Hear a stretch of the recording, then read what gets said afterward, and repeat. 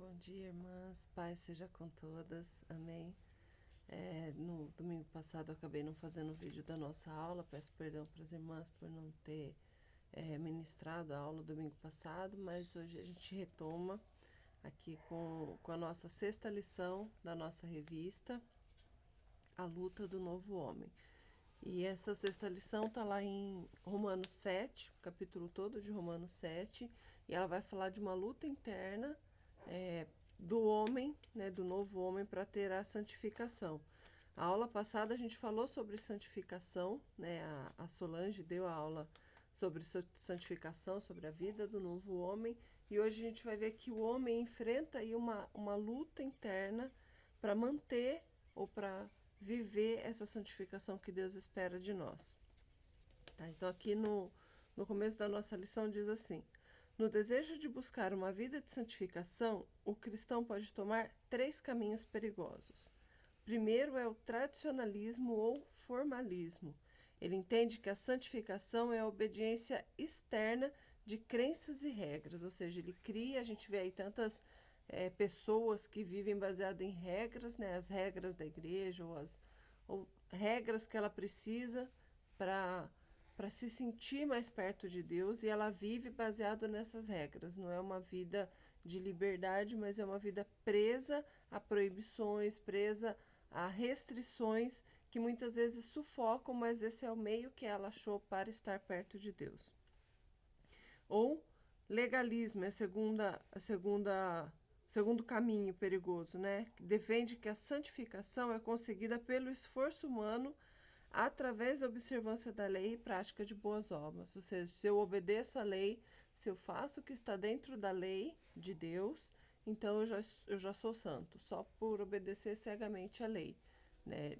É um esforço humano, eu faço, eu que vou atrás, eu que consigo, eu que obedeço às leis, e por isso me santifica, isso me garante. Isso era o que os judeus da época de Jesus faziam, acreditavam, e muitos ainda fazem hoje, de que se eu obedeço estritamente o que está na lei, o que está escrito na lei de Deus, isso me santifica, isso me garante o céu. Tá? E o terceiro caminho perigoso é o antinomismo, que é? Ele é o extremo do legalismo. O legalismo diz que você obedecendo cegamente a lei, você está sendo santificado. Esse antinomismo diz o extremo, diz que não faz diferença você obedecer lei nenhuma, porque não é isso que vai te santificar, então que a lei pode ser abolida, que tudo que foi escrito no Velho Testamento não tem mais valor para o dia de hoje. É um outro extremo, e na verdade as coisas se complementam, né? Tanto a lei do Antigo Testamento quanto a graça de Jesus. Jesus veio para mostrar como que a lei funciona. Jesus veio para trazer evidência de que, olha, vocês sozinhos não vão conseguir cumprir a lei. Precisa do Criador da lei, que é o próprio Deus, para que vocês consigam viver plenamente o que está escrito ali. E não observar cegamente, não apenas obedecer sem saber o que está fazendo, mas obedecer entendendo o que está fazendo, né? E obedecer com a ajuda de quem criou essa lei. Esse é o objetivo da Bíblia, da vinda de Cristo, né? E aqui Paulo, nesse capítulo 7 de Romanos, ele faz esse contraponto aí de o abandono 100% à lei, ou eu vivo dentro da lei, como é que vai ser a vida do novo homem agora, e essa luta que a pessoa enfrenta para poder buscar a santificação, para poder viver na presença de Deus. É isso que Paulo fala aqui nesse capítulo 7 de Romanos. O primeiro ponto aqui da nossa lição fala: o cristão está isento da lei. Está lá em Romanos 7, de 1 a 6. E aqui Paulo está dizendo que nós não somos mais sujeitos à lei. E ele faz aí até um comparativo com o casamento, que a mulher, quando o marido ainda está vivo, mesmo que ela se divorcie, ela não pode casar de novo, que era o que estava lá na lei de Moisés. E que mais que se o marido morresse, ela pode então contrair um novo casamento e viver com um novo homem. Isso não traria sobre ela nenhum pecado, ela não estaria em adultério, né? Então Paulo aqui está fazendo esse contraponto com a lei, e ele está dizendo que nós, quando morremos para Cristo e passamos a viver com Cristo, né, morremos para o pecado, né, e passamos a viver com Cristo, nós também morremos para essa lei cega que a gente obedece sem saber porquê e passamos a ter uma nova vida. E aqui no finalzinho ele fala assim, Paulo conclui que a semelhança do que acontece no casamento, quando um dos cônjuges morre, o cristão está isento da lei de Deus por dois motivos. Primeiro, morremos para a lei. Paulo não diz que a lei morreu ou acabou. Nós é que morremos para a lei. A lei continua valendo, ela tem sua vigência, mas nós, quando aceitamos a Jesus, morremos para a lei. A nossa morte em Cristo nos liberta do compromisso com a lei e nos coloca em compromisso com a graça. Nós não estamos sem lei, mas o nosso compromisso agora é com Jesus. A lei continua valendo, a lei de Deus não perde validade. Deus é o mesmo ontem, hoje e eternamente. Então, Deus do Velho Testamento ainda é Deus e a lei do Velho Testamento ainda é válida, mas nós não estamos mais julgados por ela, somos debaixo da graça de Deus que nos ajuda nessa caminhada. E o nosso compromisso agora é com Jesus, com o que Jesus quer de nós, com o que Jesus nos ensinou, com o que ele mostrou como cumprir a lei. E segundo ponto, nós estamos livres da lei, morremos para a lei para nos casarmos com Cristo e o servimos em novidade espiritual. Nós estamos livres daquele compromisso antigo de obediência cega para viver uma nova vida com Cristo, uma nova vida observando os ensinamentos de Cristo, andar nos passos de Cristo, viver o que Cristo viveu também. E aí, para esse primeiro ponto aqui, de o cristão está isento da lei, eu quero deixar uma perguntinha que está aqui na nossa revista. Como você tem buscado uma vida de santificação? A gente viu aqui logo no começo que as pessoas às vezes tomam 3 caminhos extremos e perigosos, que é o formalismo, o legalismo ou o antinomismo. E o que você tem feito para viver essa santidade? Você está preso às vezes em algum desses caminhos? Você está preso na lei ou você está preso na liberdade extrema? O que você tem feito para buscar essa sua santidade? Lembrando que a nossa santidade está em Deus. Deus é santo. Só Deus é santo. Nenhum de nós somos santos. Nós buscamos a santificação e somos santificados. Mas a nossa natureza não é santa. A nossa natureza é pecaminosa. Nós somos santificados pela graça de Deus, pelo agir de Deus em nós. Então, busque a sua santificação não em regras, não em leis, não em liberdade extrema, não no que você acha, em achismos, mas busca a sua liberdade em Deus. É Ele que pode dar a santificação, aliás. Busca a sua santificação em Deus, porque é Ele que pode te conduzir para o caminho santo, porque só Ele é santo. O segundo ponto aqui da nossa lição de hoje, então, o cristão reconhece o valor da lei. Embora nós estejamos, como diz aqui no tópico 1, isentos da lei, ela não perde o valor. A gente reconhece que a lei tem sim o valor.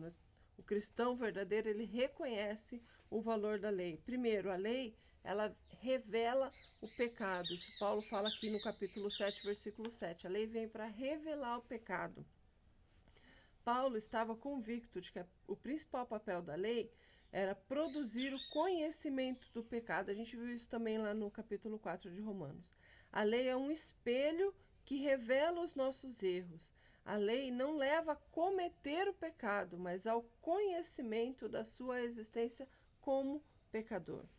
Você, por saber que existe aquela lei que condena aquele ato, você identifica que você é um pecador porque você pratica aquele ato, que você não sabia que era pecado antes.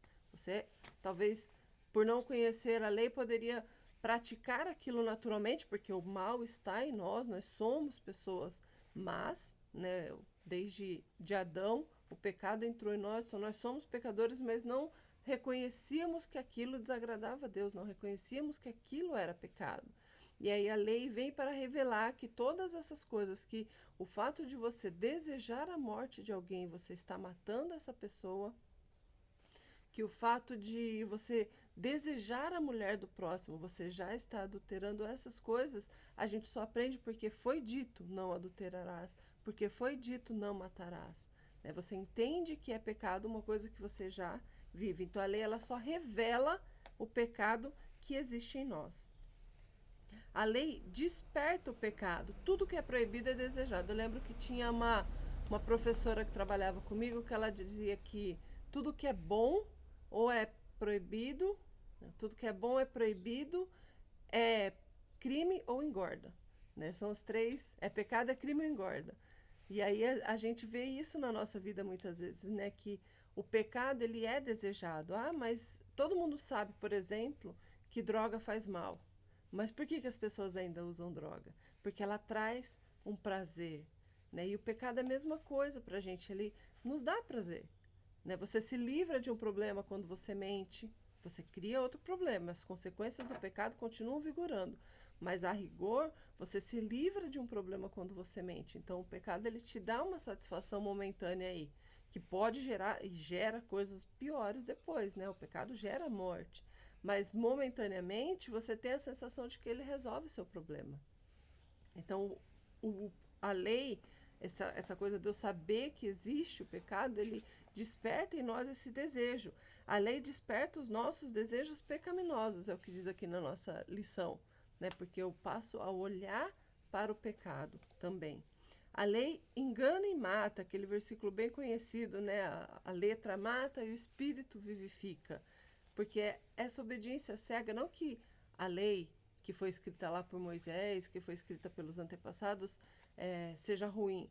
Mas a obediência cega é ela, sem você entender por que ela existe, por que eu não posso matar o meu irmão, por que eu não posso desejar o que é dele, né? Como que isso desagrada a Deus, por que isso desagrada a Deus. Se eu não entendo isso, essa obediência cega, ela é falha. E ela mata no sentido de que você não consegue obedecer, você não consegue viver a lei completamente por seu próprio esforço, por seu próprio querer. Né? Você acaba, em algum momento, caindo. Né? E a lei ela traz essa evidência da morte do pecado que habita em nós. Mas o Espírito, graças a Deus pelo Espírito, que nos vivifica, nos traz a vida novamente. E a lei mostra o caráter maligno do pecado. A lei de Deus não é pecaminosa, como eu falei já, é mais santa, justa e boa. O problema não é a lei, mas é a minha natureza pecaminosa. O pecado é algo tão maligno que só poderemos vencê-lo quando estivermos conscientes do seu poder. Ele realmente nos domina, ele realmente nos consome. A lei em si é boa, é santa, mas o pecado dentro de mim acaba deturpando a lei. A gente vê tantas pessoas aí que distorcem a palavra de Deus para satisfazer os seus próprios desejos, sua natureza pecaminosa, né? Aprendemos que a observância da lei não produz a santificação, mas confere o conhecimento do pecado. Então a lei é boa para mostrar para nós que nós somos pecadores, que o pecado existe, que o pecado habita em nós e que ele nos consome se nós não buscarmos forças em Deus. Então a lei ela é válida, ela é importante, sim, observar. O Antigo Testamento tem valor, sim, tem vivência nos nossos dias ainda hoje, tá?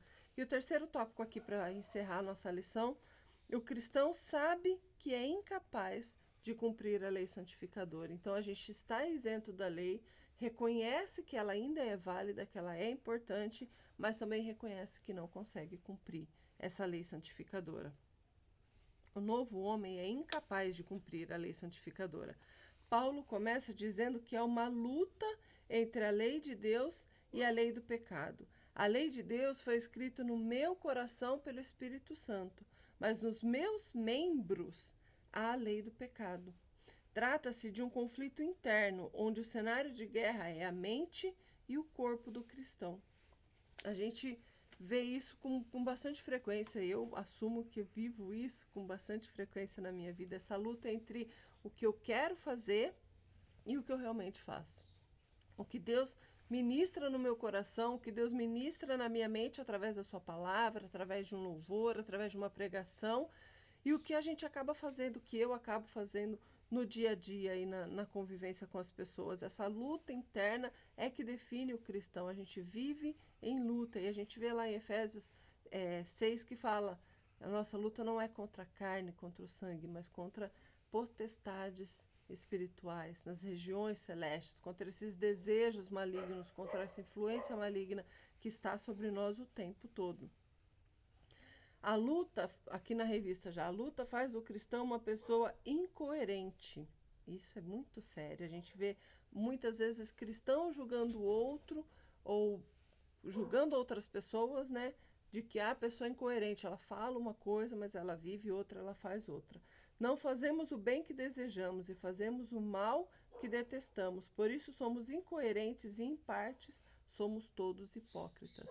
A gente busca e deve sim buscar a santificação, a gente deve sim buscar viver em santidade, viver de acordo com a palavra de Deus, mas a gente sabe que essa luta interna muitas vezes nos faz viver o contrário do que a gente gostaria de viver, ou até mesmo o contrário daquilo que a gente prega. Né? Muitas vezes a gente está ali pregando amor, pregando perdão, e no momento de dificuldade, no momento de luta, a gente está odiando e a gente está guardando rancor. Né? Então a gente vive nessa incoerência. E é complicado você simplesmente julgar uma pessoa, porque você tem que trazer para a sua vida e perceber que você também é incoerente, que você também vive esse conflito e que talvez naquele momento aquela pessoa está nesse conflito de tentar controlar o pecado que está dentro dela, sua natureza pecaminosa, e deixar o espírito dominar. Por isso que Jesus nos fala, né, a carne, na verdade, está pronto, o espírito está pronto, mas a carne é fraca, perdão. O Espírito está em nós, está trabalhando em nós, mas a nossa carne acaba cedendo muitas vezes para a natureza pecaminosa. A gente precisa sempre fortalecer no Espírito, nos fortalecer em oração, em estudo da palavra, para conseguir dominar a carne, porque no menor deslize, no momento de fraqueza, essa natureza volta. E isso nos torna incoerentes de pregar uma coisa, ou de acreditar em uma coisa e viver de forma diferente daquilo que a gente gostaria.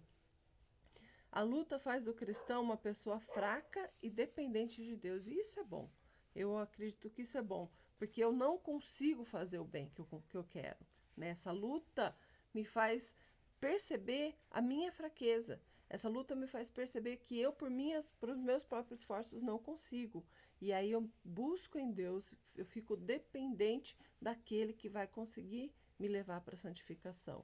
Né? Então, isso faz do cristão uma pessoa fraca, mas dependente de Deus. Devemos sempre orar: não nos deixes cair em tentação, mas livra-nos do mal. É aquilo que Jesus ensinou, a oração de Jesus cobre todas as áreas da nossa vida, e ele enfatiza esse ponto: não nos deixes cair em tentação, mas livra-nos do mal. Que essa seja também a nossa busca, depender de Deus, porque eu sei que pela minha força, pelo meu querer, pelo meu conhecimento, eu vou pecar. Mas livra-me do mal, leva-me para perto de ti, né? Me conduz pelos teus caminhos. A luta revela que o cristão possui uma velha natureza que deseja mantê-lo cativo. Como eu falei, o pecado que habita em nós, ele tenta nos dominar, ele tenta nos conduzir, guiar os nossos passos, ele quer nos manter cativos ainda. O cristão diz: não vou cometer mais este pecado, e ele se esforça para não pecar, mas quando menos espera, peca novamente. A gente já falou várias vezes isso nas nossas aulas, né? Quando você menos espera, lá está você fazendo de novo aquela coisa que você já pediu perdão 500 vezes. Porque o pecado, ele está ali dentro, e aí ele tenta ainda dominar a nossa vida, dominar a nossa mente, dominar o nosso coração, e no menor deslize a gente já caiu. Então a gente precisa sim estar sempre buscando em Deus, porque a gente sabe que esse pecado quer sempre voltar à tona, quer sempre tomar o lugar aí e nos escravizar novamente. E a luta também, para encerrar, mostra que o cristão anseia pela vitória. Não é uma luta que a gente fala: já perdi, não tem mais jeito e eu não quero mais saber. Mas é uma luta que a gente busca porque a gente sabe que em Cristo nós somos mais do que vencedores. Nós buscamos essa vitória. E por mais que o pecado pode, em algum momento, aí aflorar e me fazer cair novamente, eu sei que eu posso confessar e buscar em Deus a vitória, que eu posso me levantar novamente, me limpar novamente desse pecado e viver em santificação. A luta revela que o homem é incapaz de produzir a sua santificação, motivando-o a buscar o poder santificador do Espírito. Então, por eu não conseguir, por eu não ser capaz de fazer ou de vencer, é que eu busco em Deus, no Espírito Santo, na força do Espírito Santo. Por isso que eu sempre oro, Espírito Santo, me mostra o caminho, me conduz pelo caminho, porque a palavra já nos mostra o caminho, mas muitas vezes na hora de andar por ele é que a gente se desvia, que a gente tropeça. Então, Espírito Santo, pega na minha mão, vai junto comigo por esse caminho, porque eu sozinha não consigo. Essa luta interna a gente vive todos os dias. Todos os dias a gente decide viver em santificação. Todos os dias a gente tem que dizer não para a carne, a gente tem que dizer não para os nossos desejos pecaminosos e buscar forças em Deus e fazer a vontade de Deus. Para encerrar então aqui, resumindo a nossa lição, nós aprendemos que todo crente verdadeiro trata uma luta espiritual dentro de si. Todos nós. Se você não tem essa luta, se você está tão tranquilo, alguma coisa está errada. Porque o pecado ele sempre vai querer te puxar para o outro lado. Sempre vai querer te puxar de volta para a escravidão do pecado. E o Espírito Santo está te puxando para a luz, está te puxando para a santificação, puxando para perto de Deus. E se você não está nesse conflito, alguma coisa está errada, você precisa rever aí sua vida espiritual. Porque é natural do nosso ser, do cristão, viver essa luta. Aprendemos que a lei não pode nos capacitar para fazer o bem. A lei em si é boa, mas ela nos revela o nosso pecado, nos revela a nossa incapacidade e não nos leva a fazer o bem, mas mostra que somos maus. E aprendemos que o segredo para fazer o bem é se entregar ao Espírito. É o Espírito Santo que faz a diferença na nossa vida. Então busque um relacionamento com o Espírito Santo, busque esse relacionamento com Deus, deixa Deus revelar quem você é de verdade, assim como ele fez com Jacó, né?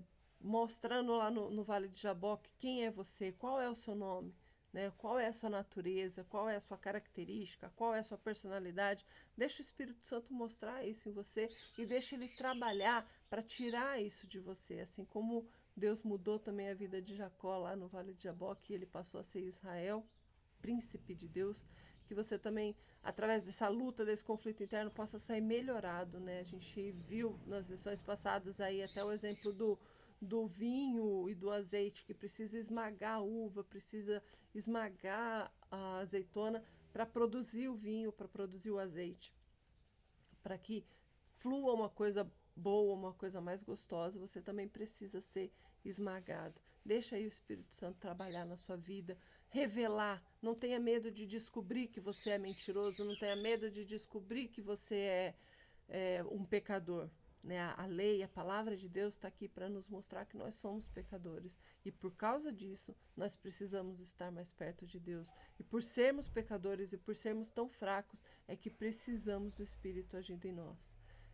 Eu sei que a aula ficou aí um pouquinho longa, eu não queria que demorasse tanto tempo, mas essa lição realmente é muito importante, porque é importante a gente identificar que este conflito não é o nosso principal problema. Pelo contrário, esse conflito nos leva à vitória. Esse conflito interno nos leva a reconhecer quem eu sou, quais são as minhas falhas, quais são os meus pontos fracos que o diabo ainda usa contra mim e buscar forças em Deus. Reconhecer que você não é capaz, eu não sou capaz de vencer sozinho. Precisamos do Espírito Santo. Amém? Que você busque esse relacionamento, que você busque essa revelação. Eu não digo revelação nessa coisa mística que muitos acreditam, mas a revelação do Espírito Santo, que traz à tona aquilo que precisa ser confessado, que traz à tona aquilo que precisa ser mudado. Deixa Deus te mostrar, né? Tem esse momento com Deus, Deus revela, mostra o que precisa ainda ser confessado, o que precisa ser abandonado, para que eu alcance a santificação que o Senhor tanto espera de mim. Amém? Vamos orar então. Senhor Deus, Pai amado, Deus maravilhoso, obrigado, Senhor, porque a Tua palavra nos revela, Deus querido, as nossas falhas, nos revela os nossos pecados, ó Deus querido, mas também nos revela o poder do Senhor para transformar as nossas vidas. E assim como o Senhor mudou a vida de tantas pessoas, ó Deus querido, nas histórias bíblicas ou ao nosso redor que nós conhecemos, queremos também essa transformação, Deus. Queremos viver em santificação, em santidade, na Tua presença, fazendo a Tua palavra, Senhor Deus, fazendo a Tua vontade, Pai amado. Ajuda-nos, capacita-nos, trabalha em nós, Senhor Deus, trabalha o nosso espírito, fortalece o nosso espírito, Deus, para que possamos satisfazer as Tuas vontades, Pai amado, e não as vontades da nossa carne, não o nosso desejo pecaminoso, Deus querido. No nome de Jesus, nós Queremos estar sempre dependentes de Ti, Senhor, sempre perto, ouvindo a Tua voz, recebendo o Teu toque, recebendo o Teu cuidado, o Teu tratamento, Senhor. Trabalha no meu coração, no coração de cada irmã, Pai amado, no nome de Jesus, Deus querido, e que possamos a cada dia ser transformados conforme a Tua imagem e a Tua semelhança, como foi o desejo do Senhor lá na criação do homem, Pai amado. Que o Teu Espírito Santo tenha liberdade de agir nas nossas vidas, de agir na nossa mente, trazendo a verdade à tona, Pai amado, e trazendo a transformação que o Senhor quer para as nossas vidas. Obrigado, Deus querido, por não desistir de nós. Obrigado por nos revelar e obrigado por trabalhar em nós, Senhor. Louvado seja o Teu nome. No nome do Pai, do Filho e do Espírito Santo. Amém. Amém. Desejo um bom domingo para as irmãs e à noite estamos juntos no culto online, mas juntos na presença de Deus, o mesmo Deus que está lá na igreja, na gravação do culto, está na sua casa. Você traz a presença de Deus para sua casa e isso é bênção, tá bom? Ótimo domingo, Deus abençoe vocês.